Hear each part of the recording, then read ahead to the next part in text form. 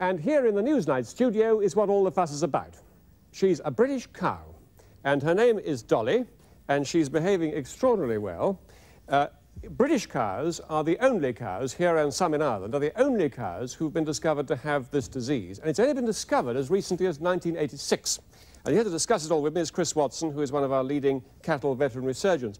Chris Watson, how do you know if Dolly has got the disease? The head is probably one of the best things to start with, because if an animal is going to look excitable or apprehensive about you, it's going to be reflected in the way it holds or moves its ears. A cow which is frightened of something or almost aggressive will bring the ears right forward and flick them backwards and forwards quite a lot. They have a wide-eyed appearance to them. Once we got past that stage, then it's quite useful to actually have a look at the condition of the animal itself, how much body weight or fat it's carrying, because very often these cows with BSE start to lose considerable amounts of weight, despite the fact that they are feeding normally and have got no other obvious cause for this weight loss.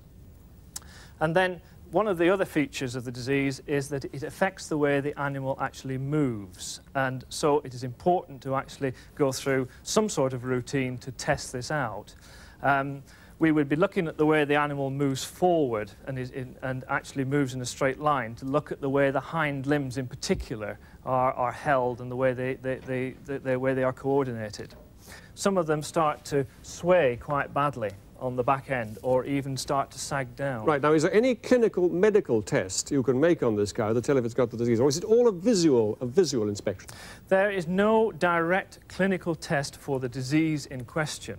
But in that case, how long before you can see that Dolly might have the disease could she actually have it without you knowing it?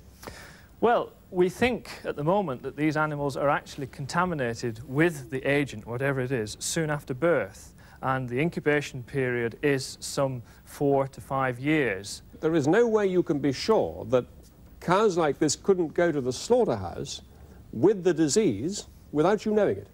There is no way we can tell whether an animal is actually incubating the disease, if I dare use that term. Now, if by any chance a cow does go to the slaughterhouse with the disease, what kind of meat is likely to be contaminated? Well, most of the beef in this country is obtained from prime young animals which are slaughtered less than 2 years old. And that means that these animals have not had time to either express the disease, which, if we're going to look at infectivity, could be the dangerous period. The only differentiation with the older meat is that these animals have theoretically had time to develop the disease and show nervous symptoms, but due to the system that we have got in terms of notification, withdrawal of dangerous offals, then this meat, even so, should present no risk whatever to the consumer.